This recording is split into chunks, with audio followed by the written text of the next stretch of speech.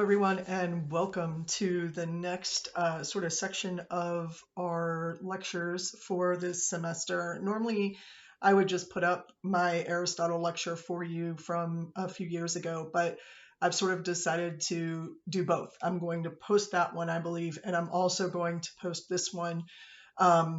Neither of them will contradict each other. It's just that I go into more detail in the old one than I do in this one. Mainly because I took the time to do it back then, and I see no reason to repeat the same thing over and over again. But I did want to give us something for this week because there's a lot that you all are doing in this fourth week. I mean, we're looking at, you just supposedly, I doubt all of you did because it's a lot, but finished up Aristotle, and we're moving into ad horennium, and we're moving into we're basically going to transition into the Greek era and Cicero. So there's a lot to be looking at. And so I sort of want to highlight for you what you're supposed to be looking at.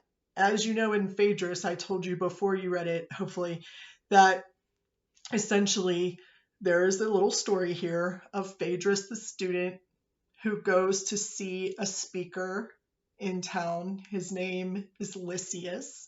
Lysias is known as one of the great orators, one of the best rhetoricians. That is to say, someone who took a message from, the main polis area and out into what we would now call rural areas, into the smaller little communities, villages around the city center. Okay, so why was this important? Because they didn't have television, they didn't have telephones, they didn't have newspapers. So this was how they got their news, right? Was by somebody coming and delivering that news to them as they received it from the higher ups. Lysias was one of these people, and Phaedrus just was enamored by Lysias's speech, which was actually about whether or not you should learn from someone that you love, are enamored with, or someone that you feel more dispassionate towards. And during this time in ancient Greece, you had a movement of Stoicism sort of moving around. And really, it didn't become really popular until the Roman era. But in ancient Greece, we started to see these stirrings of Stoicism, that idea of not showing any emotion, of withholding, of not allowing emotion to play into life choices, let alone your rhetorical acts. And so we're starting to see a little bit of that coming from Plato. And the question is why? And of course, in the work by Plato called Phaedrus, it's Socrates who is playing the role of the teacher to Phaedrus. And the teacher is, I guess, a little jealous that Phaedrus, looked at Lysias and saw this great speaker and thought, oh, this is so awesome.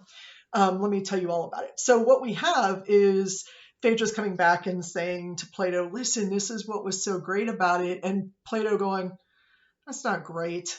Look, I'll show you it's not great, right? I'm going to do a couple of things. First, I'm going to re-give the speech better. Then I'm going to, as I'm re-giving the speech better, prove to you that I can re-give the speech worse.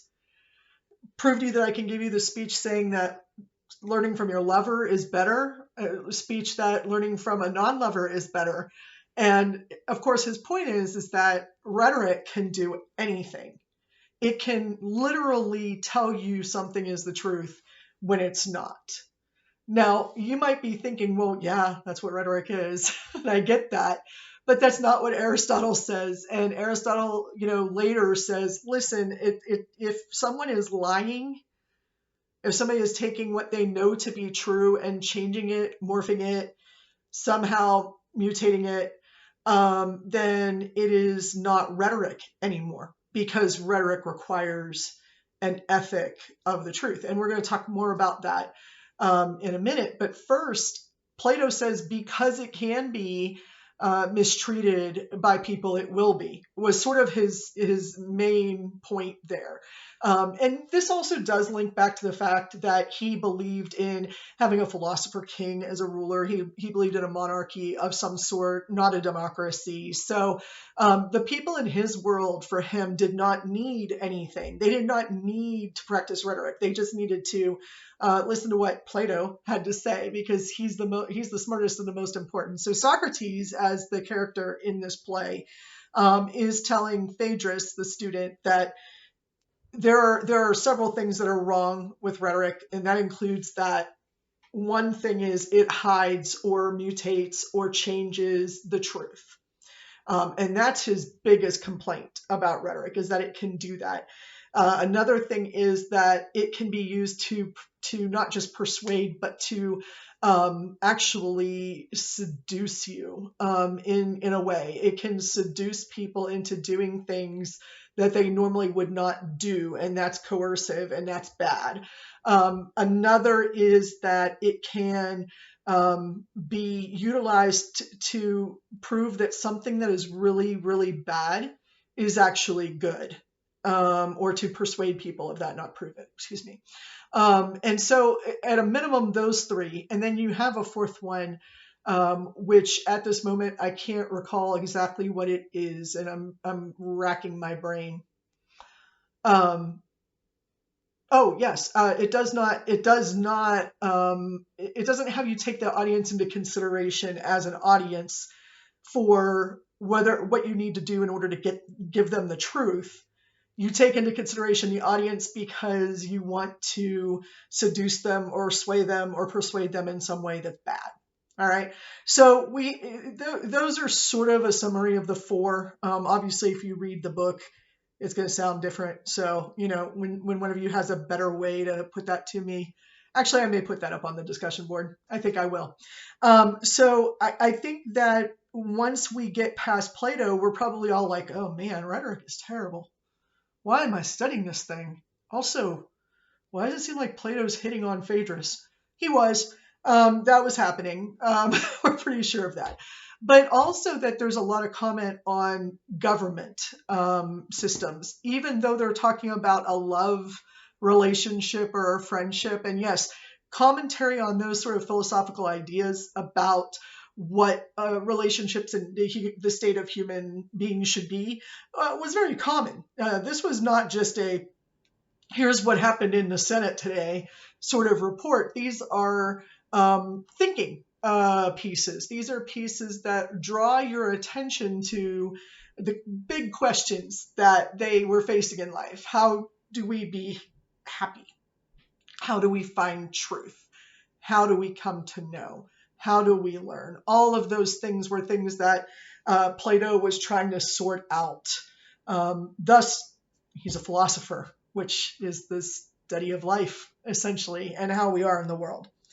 So Aristotle, as we know, was a student of Plato. So why did Aristotle not come out just saying to everybody, oh, rhetoric is terrible, it could be used for evil, that's it tells untruths, etc., etc.?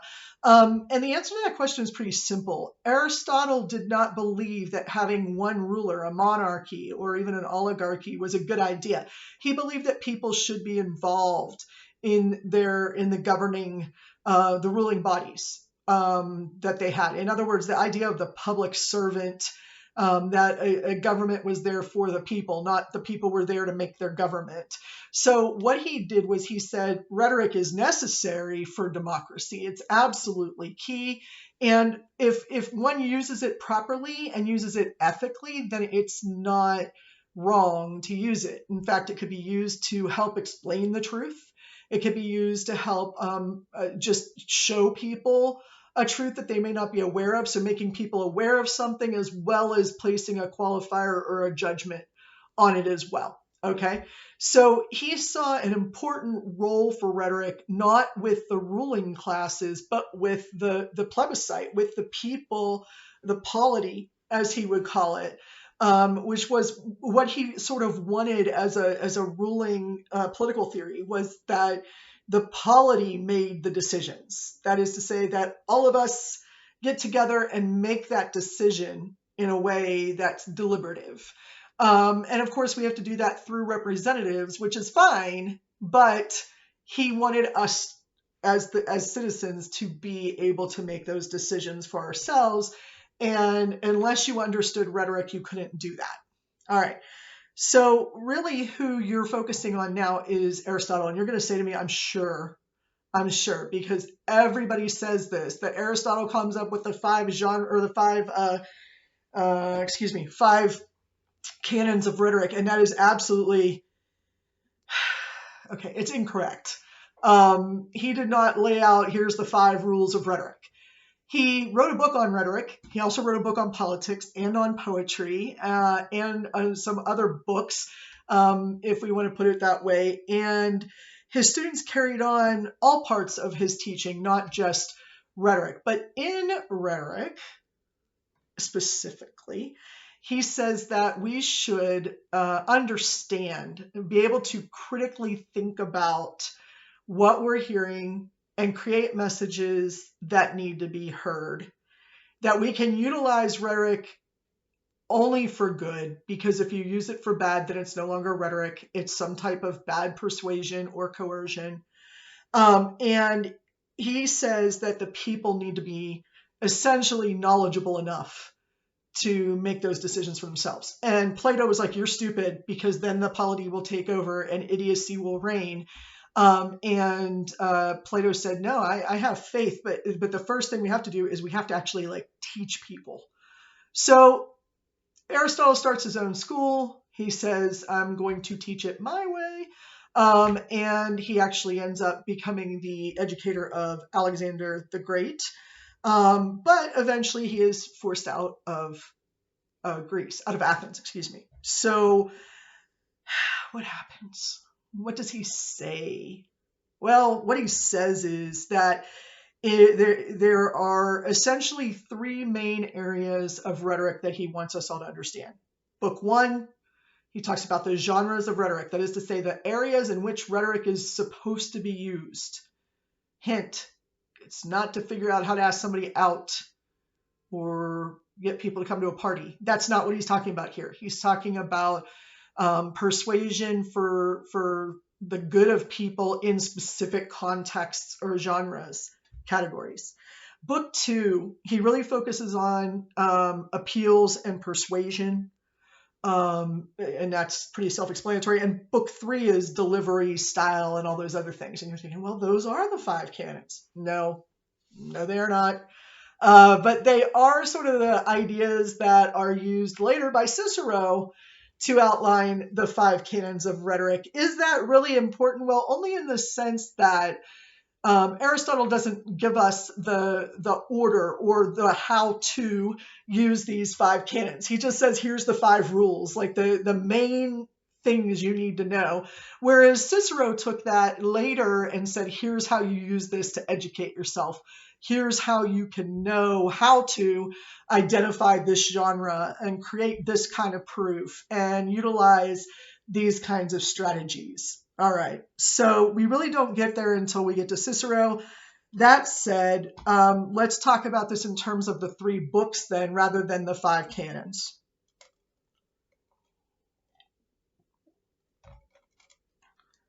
Book 1, the most important thing to come out of there, the 3 genres. And where does this come from? Well, it comes from Aristotle's definition of rhetoric. Now, we know that his definition of rhetoric is the art or skill of knowing, in any particular instance, all the means of persuasion. We know that. What we often ignore is his description of rhetoric. And in one of his, and that's different from a definition, of course, one of his descriptions is that, or functions of rhetoric is as a counterpart to dialectic. Now, what's dialectic? Well, dialectic is what Plato told us was the process for finding truth, right? That going back and forth to find truth, the Socratic method of teaching was to constantly give you the opposite of something so that you could then give an answer to that. You could defend a position. You could pick one side or another. But as the discussion goes back and forth dyadically, meaning that 2 people or 2 thoughts and ideas are in opposition to each other, once you do that, then you're able to come to the right answer, the truth. This is what he calls dialectic. not dialect, not dialectical tensions, and not sort of the dialectical idea of thesis, antithesis, and synthesis. Just ignore those for a second. Those are all based on the idea of the dialectic process for finding truth. The Socratic method is the practice of dialectic. All right, great, fantastic. The torture that they give you in law school is the way to finding truth.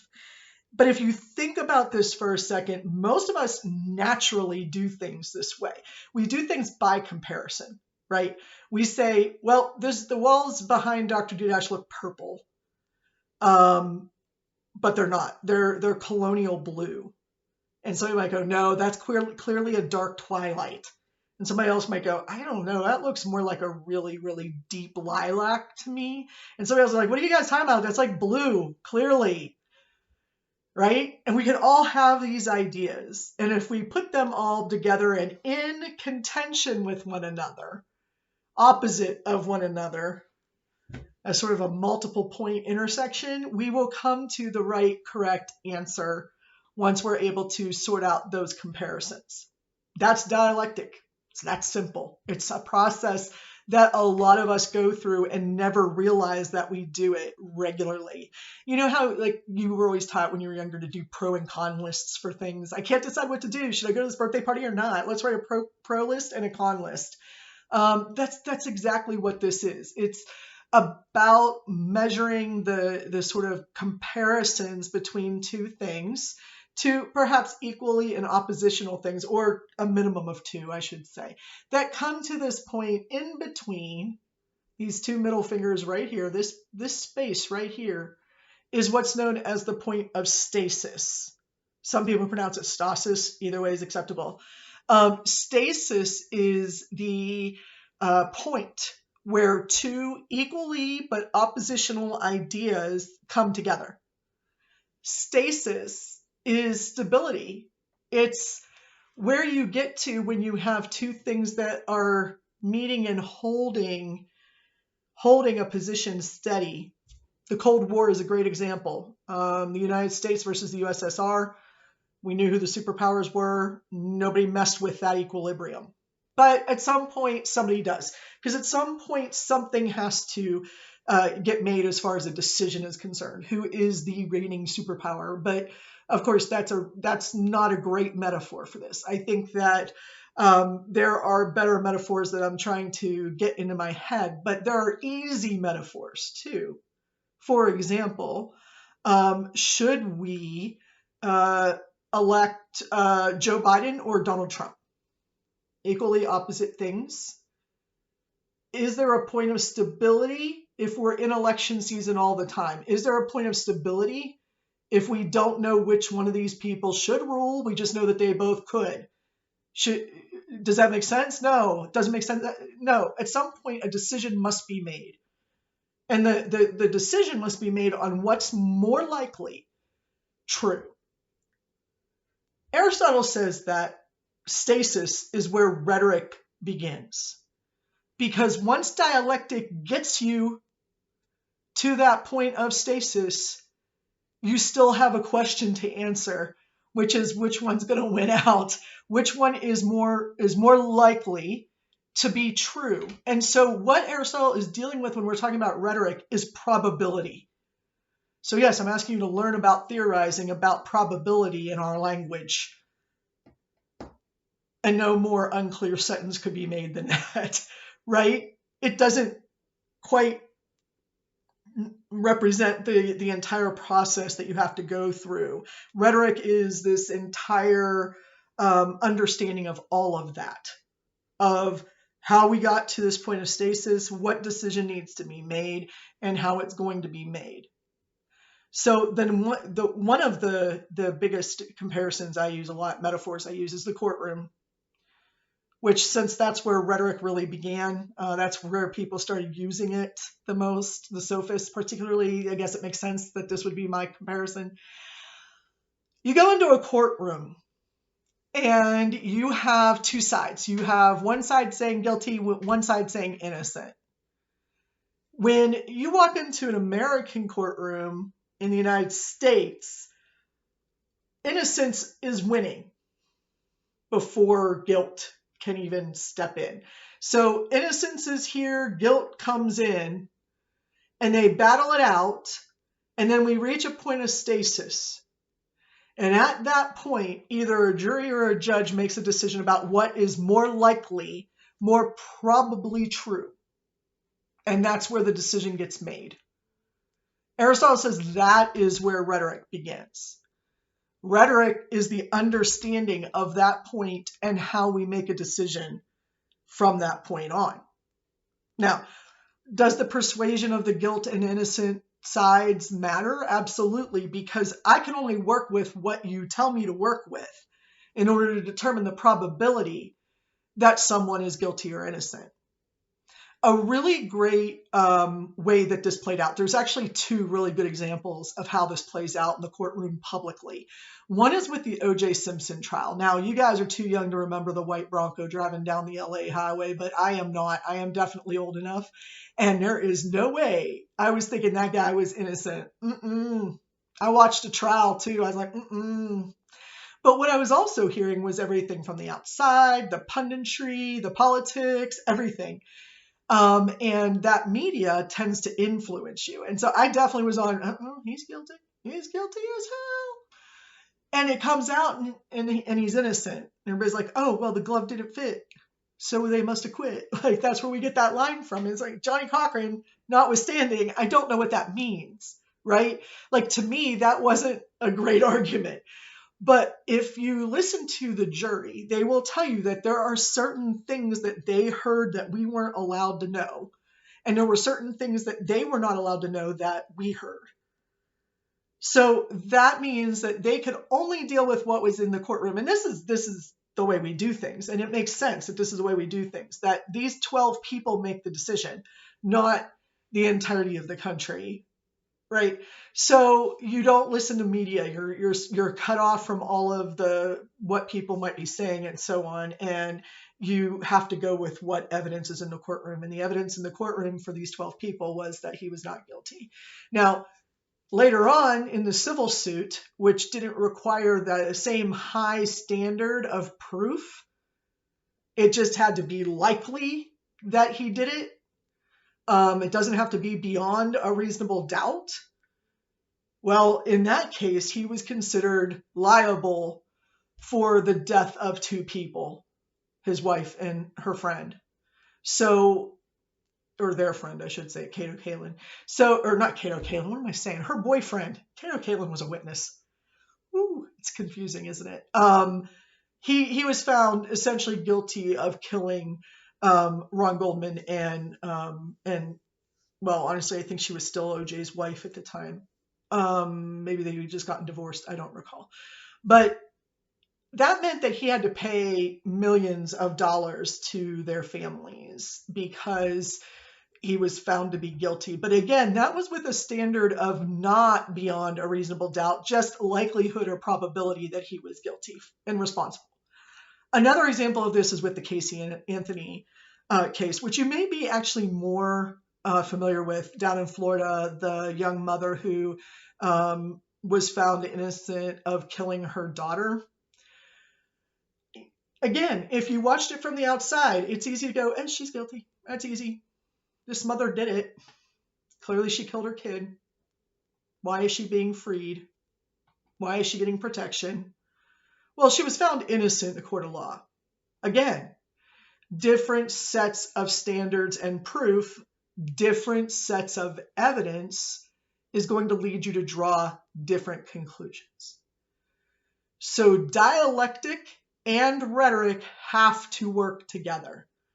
Otherwise, in dialectic, you end up stuck between two competing viewpoints. But with rhetoric, you sort out what the likelihood is that one is more true than the other. Okay, so it's about probability, which means that this is about reasoning. If I have a set of data in front of me and I have arguments in front of me from that data, then I have to decide for myself which way this goes, which means I have to find a way to reason it out. How do I reason it out? Well, there's two main ways that you're probably familiar with: the inductive and the deductive reasoning styles. Inductive being that I look around this room, I see a majority of things that are white and say, most of the things in here are white. Absolutely not true, by the way, but I just thought I'd pick a color. Um, but I'm looking at, a couple of picture frames and a fleur-de-lis and my ceiling and my lights and a few other things. I'm like, oh, they're white. So most of the things in here are white or clear. That's inductive reasoning. Deductive reasoning is a general rule or idea or thought that I then apply to other things. I have 5 lights in here. Okay, just no, wait. 1, 2, 3, 4, 5. 5 that are on. Okay, so I'm about to record a video. Generally, the rule is if you can see me, you're going to need light to see me. So you have to be lit, and not in the fun way.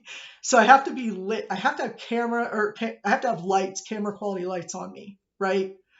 And that's a general rule. If you don't want to see me, if you don't need to see me, I could just simply do this in the dark and you could just listen. But I want you to see me. So if I want you to see me, then I must be well lit by lights. So I come in here and I turn on 2 lights and I'm thinking, oh, you can kind of see me, but not great. So I turn on another one until I'm well lit up for the camera so that you can see me. That is deduction, essentially. Taking a general rule or a premise of some sort or a claim and then applying it to a specific or two specific cases. So it's important for us to understand those two because Aristotle talks about both. The one he's most favorable to, of course, is deductive. The idea that we have rules or laws that we believe are followed, and then we can apply it to each individual case. A better example of that is probably if I have you go stand at the at the corner of National and Grand and say, whenever a red light comes on, the cars stop. Whenever a green light comes on, the cars go. And you say, okay, I've got that rule in my head. So we go down and we watch, and the light is green and there's a car going and another car goes and another car goes, another car goes.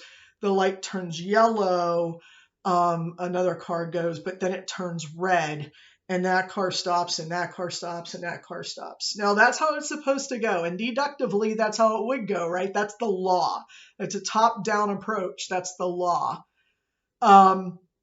And generally speaking, we can deduce that most people will stop on red and go on green.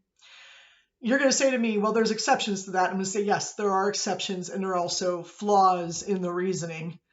But I'll tell you what's not a flaw. Even though in Springfield, people have a tendency just to barrel through red lights on a regular basis. And if you're not used to that, you could very easily get into a car accident. And I'm sorry, I'm not trying to insult anybody, but the fact is everywhere has their little glitches. The idea of using what we refer to as a suicide lane, I think down here they refer to it as the left-hand turn lane. The idea of using that for a left-hand turn is crazy to me, but I've lived here for 15 years, so I've learned. Where I come from, you drive this far away from the person's bumper in front of you because you're all trying to get through a tunnel or through a bridge. I learned to drive in Pittsburgh and on the Jersey, on the Garden State Parkway. So you are this far apart from the car in front of you. There's no 2 car lengths in between you because there isn't the space for that. Whereas somebody from maybe around here would go up there and go nuts. And sometimes I do go nuts when I'm driving in Pittsburgh or New Jersey because I seem to have forgotten how to drive like that because it's crazy, right? Are all of the rules that we have established and the laws that we have established followed 100% of the time? No. But generally speaking, if you're thinking deductively, you can find that the probability is that we're following those rules. And so Aristotle is talking about reasoning using rhetorical skills, of course, but utilizing our ability to reason as human beings, deductively or inductively, to come to the truth. And so we need to leave that point of stasis and find out what's most likely to be true. So book 1 says, when do we have to make these decisions? The courtroom is definitely one of them. So he has 3, though, 3 genres or categories of rhetoric. One is the forensic, and this is the courtroom. This is where you take something apart and put it back together in order to understand it. It's about the past. So you broke the law in the past. We're going to talk about it and then make a decision from there. That's forensic. Deliberative is about the future. What should we do? What should be done? What laws should we make? And this would be like in Congress. This would also be, when your town hall gets together, your city hall meetings, or anytime a group or organization gets together and is trying to decide what to do next. That's deliberative. Deliberating on the subject in order to come to a conclusion. So rhetoric is definitely necessary there for people to make their points in their deliberations. And then last but not least, certainly is about the present. It's about what's right here, right now. That is called epideictic. Your book has a spelling of it. It's EPIDIECTIC, I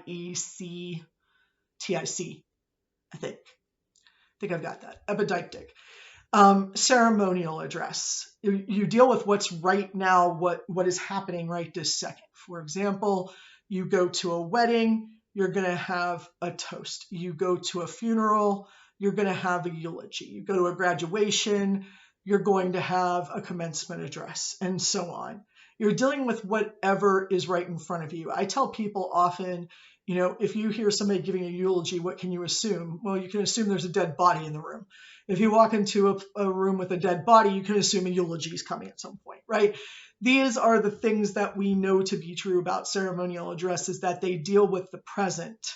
They don't deal with anything that's happened already. They are not accusational rhetoric, but they can be.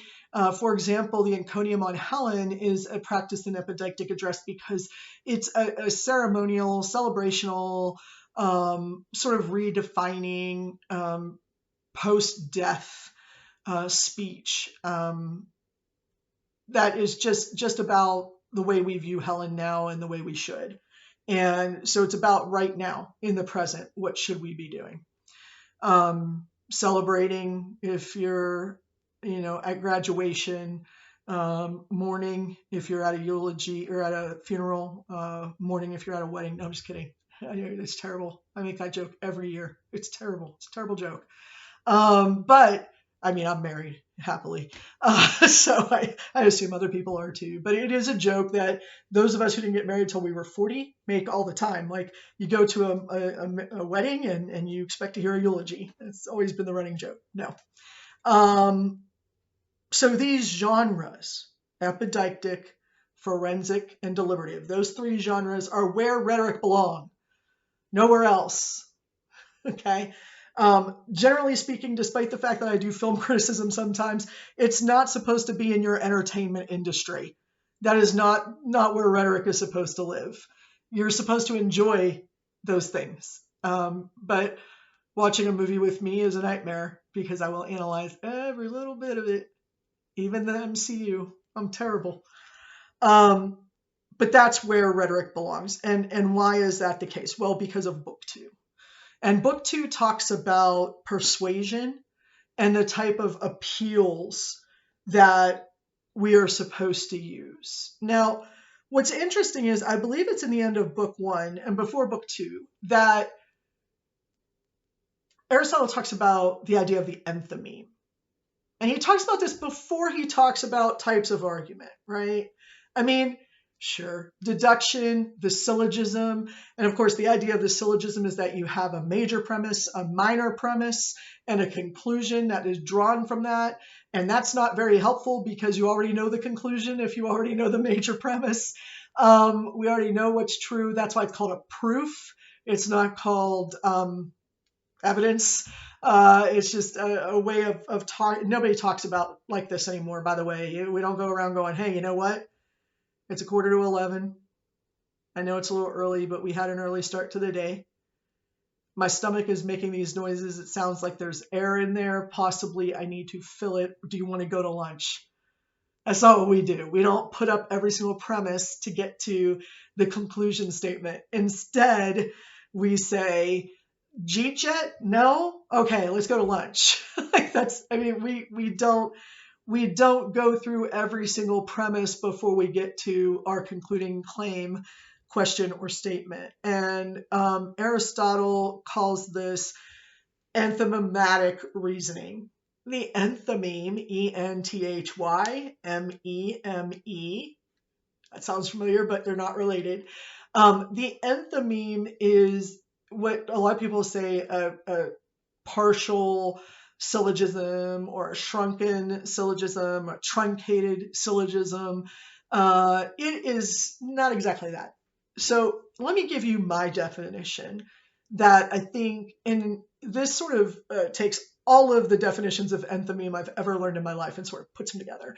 And I think it makes sense. It's when we as speakers assume that one or more of the premises that we're starting with in an argument are either true, assumed to be true, or agreed upon between us and the audience. So I'll say that again. An enthymeme is when the speaker uses premises for their claims that we either assume to be true, assume that the audience believes to be true, or that we accept to be true, even if it's not. That's happened. So when we base things on those premises, we don't speak those premises. We just make the claim. And what that ignores is the premises and the reasoning behind those premises. And yes, we're going to get more detailed into the structure of an argument when we get to Toulmin and others in the modern era. But for us right now, what we do know is that Aristotle believed that the enthymeme was the most common form of argument. And it is. And believe me, I keep trying to prove that enthymeme comes from the word, or that meme comes from the word enthymeme. If you think about it, you get a picture maybe, or you get a GIF, which I think is actually a GIF, but whatever, people keep calling it a GIF, so I'll go with that. A GIF and a little statement with words. And me, as the person on the receiving end, the audience member, I have to figure out what the argument is. If people are assuming I understand that quotation or those words, and they assume that I understand the picture, and more importantly, they understand that I understand the relationship. They assume I understand the relationship between the two. Here's an example. I used to use this all the time because people knew what I was talking about. Now I'm going to use it because I think you probably won't know what I'm talking about. I have a pin that I don't wear, but I have a pin that has a picture of David Boreanaz on it. And it says Edward who? ? Now, you're probably sitting there going, what the hell is that? It's an argument, a claim that I'm making, that Twilight is not about vampires, that's crazy talk, that they sparkle. No. How do we get there? Well, of course, the main character in Twilight is named Edward Cullen, I think. I don't know. I'm not a fan. But you might also know, but probably not, David Boreanaz, the actor, he played Angel, who was a vampire in the 1990s in Buffy the Vampire Slayer, and then in his own TV show, Angel.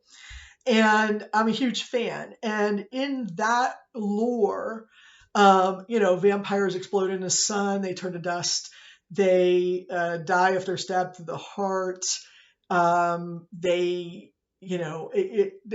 There's so many rules that are followed that are similar to the traditional myth of the vampire that we know and understand, and in some cases love. That idea that a vampire would sparkle like diamonds in the sun is like nutty to me. That just makes me crazy. Or the fact that they'd be sitting there talking to werewolves like, I'm hotter than you are. Stop. Just stop. And look, I can quote the dang movies, okay, but I'm not a fan. How would you get all of that from that button unless you already agreed with me? Because you knew what I was talking about and you agreed with me. And the answer is you wouldn't. So sometimes people put up memes. I'm like, what the hell is that? I don't even know who that is. Right? Because unless it's, Robert Downey Jr., I'm not paying attention most of the time, right? So we when we assume that people agree with us is when we argue in enthymemes, and it happens all the time. 9/11 was just celebrated, the 20th anniversary of that, which is incredibly hard to believe because I was getting my PhD 20 years ago, apparently. And back then, right after it happened, they're like, "Oh, we've got to go bomb Afghanistan." And I was like, "Yeah." I'm like, what's Afghanistan got to do with this? Like, we have no what? Like, or if you're not with us, you're against us. Wait, time out. There's a middle ground, right? Those things, of course, were based on the assumption of an eye for an eye, that if somebody hits you, you hit back, which is, a legit premise, but not one I happen to agree with. I can be convinced to agree with it, I think, sometimes, but the point is that it's enthymematic. There's reasoning missing from this that I'm not understanding, or there's a reference in this, evidence in this that I'm not understanding one way or the other. And if we can't get that explained, then it's very hard to agree with people. And this is what's bothering me about like deliberative democracy right now, is that we're not asking questions, because if you ask somebody why they think what they think, automatically they feel attacked. It's like, dude, I'm just trying to find an answer. So if you're thinking to yourself, well, there's no such thing as that anymore, let me be clear. There is. Today, what's his name? Blinken testified, and Romney was asking him questions, and they were excellent. This exchange was one of the best public dialectical exchanges I've seen in a long time. Okay, so it can happen. It's rare, but it can happen if we just ask questions without any accusatory language, which you can do easily. You still might offend somebody. Like, even if I say, why do you believe that the vaccine is going to cause more harm than good? If I just say that, if I just ask that question, I'm already pro-vax and anti-vaxxers, and I'm a horrible person. All I'm doing is asking, what should I consider in my brain? What's the reasoning? And if you can't provide me with a reason, then I'm probably just going to stick with what I know, right? Or what I believe to be true, because that's how our brains work. And so that idea of the enthymeme, that shortcut in argument, is very dependent upon the appeals of persuasion and the proofs that Aristotle talks about in Book 2. And in Book 2, we get a discussion of the inartificial or inartistic appeals and the artistic or artificial appeals. And the inartistic or inartificial are very easy. They're the things that exist around us that we know to be true, right? Like, for example, does the sun rise? No, it doesn't. But do we talk about it that way? Yes, we do. Will the sun come up tomorrow? According to the song, yes, it will. Probably. Most likely, the probability is that it's going to come up, so that's a truth. So I don't need to debate that for you. I don't need to lay out the argument for that. All I have to do is say, when the sun rises tomorrow, and we're generally going to agree on that. Inartificial proofs and inartistic proofs are generally considered to be scientific data, things that we know to be true, things that we can establish empirically. What do I mean by empirically? I mean through the 5 senses. So I can empirically prove that it's going to be light tomorrow morning rather than the dark that it will be tonight. Empirically, I can see that. Okay. Our five senses of taste, touch, smell, hearing, and feeling, those are the most important. Of course, we have many more senses. And no, I don't mean like the movie The Sixth Sense. I mean like a sense of time passing. We have that. We have a sense of space, of what's around us. Um, Most of us do. If you don't have a sense of space, if you don't have a sense of what's around you, or at least it's not functioning like it's supposed to, there's a name for that. It's a disorder. I actually have it. It just means that I'll walk through a doorway and hit my shoulder a lot, or I'll hit my hip on the corner of my desk a lot. I mean, I can still function and live well, but I'm going to knock some things over. Some people call that clumsiness, but there's actually a reason for it, and there's a description for it. So we've got more than five senses. I mean that in a very realistic way. But when we talk about empirical knowledge, we're talking about those five senses specifically. So in book 2, we get those inartificial proofs, but he really focuses on the artificial proofs. He says, if you do not have these three and you do not do these three well, then you will not have a successful persuasive speech. The fact of the matter is that those three are probably well known to you: ethos, pathos, and logos.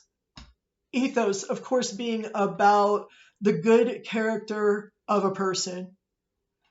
It's not just their ethics, but it's also whether or not they give you a sense of goodwill when they're speaking.